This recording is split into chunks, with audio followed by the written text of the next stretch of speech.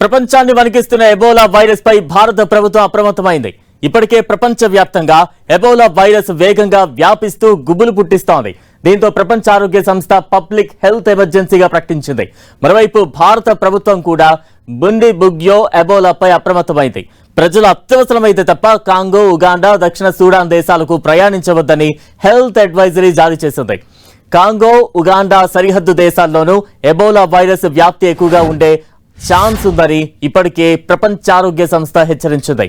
Ebola ప్రభావిత దేశాలైన Congo, Uganda, south Sudan దేశాల్లో నివసిస్తున్న లేదా ప్రయాణిస్తున్న భారతీయులు స్థానిక అధికారులు జారీ చేసిన ప్రజారోగ్య మార్గదర్శకాలను ఖచ్చితంగా పాటించాలని, జాగ్రత్తలు తీసుకోవాలని సూచించింది.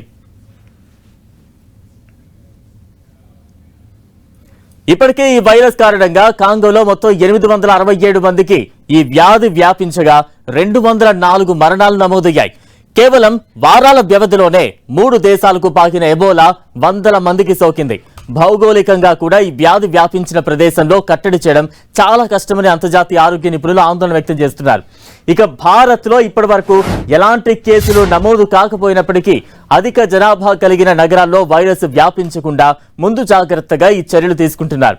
అలాగే ఎబోలా ప్రభావిత ప్రాంతాల నుంచి వచ్చిన ప్రయాణికులు జ్వరం, తీవ్రమైన తలనొప్పి, కండరాల నొప్పులు, నీరసం, వాంతులు, విరోచనాలు, గొంతు నొప్పి లేదా అకస్మాత్తుగా రక్తస్రావం కావడం వంటి లక్షణాలు ఉంటే వెంటనే స్వయంగా అధికారులకు సమాచారం అందించాలని తెలిపింది.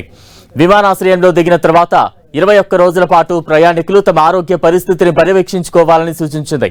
ఈ 3 వారాల వ్యవధిలో ఎలాంటి లక్షణాలు కనిపించినా వెంటనే వైద్యులను సంప్రదించి తమ అంతర్జాతీయ ప్రయాణ వివరాలను పూర్తిగా వెల్లడించాలని స్పష్టం చేసింది.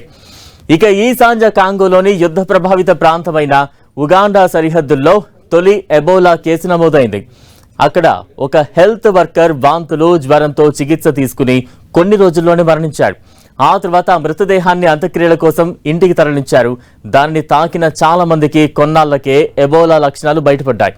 వైరస్ సోకిన వారికి కొన్ని వారాల పాటు వ్యాధి లక్షణాలు బయటపడకపోవడంతో ఎక్కువ మందికి సోకే అవకాశం కలుగుతోంది.